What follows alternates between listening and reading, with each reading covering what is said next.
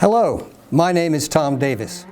Some of you may know me as a retired pastor in Newcastle Presbytery, or perhaps as a commissioned interfaith peacemaker. And not many of you probably know that I'm a military veteran. I served in 1970 as an advisor to the South Vietnamese Navy. In 2015, I was with the Quakers one Sunday, and I read their magazine about veteran suicide, and I was appalled to discover that about 22 veterans each day were taking their own lives. Did you know that since the Vietnam War, including the more recent wars, many more veterans have died by suicide than died in battle? I was appalled to discover that. I just couldn't abide it. And so, with some other veterans and some civilians, we formed the Interfaith Veterans Workgroup. Our mission is to prevent veteran suicide in the state of Delaware.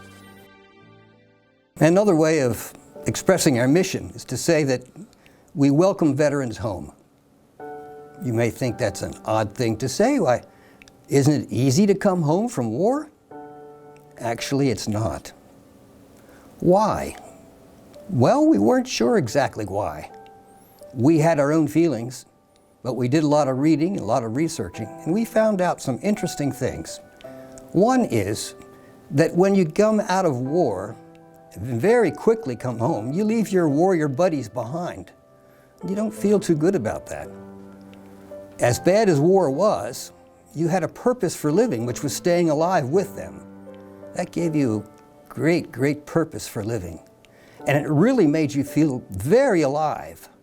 There's nothing that makes you feel more alive than facing death every day. Okay, so how do you help veterans come home?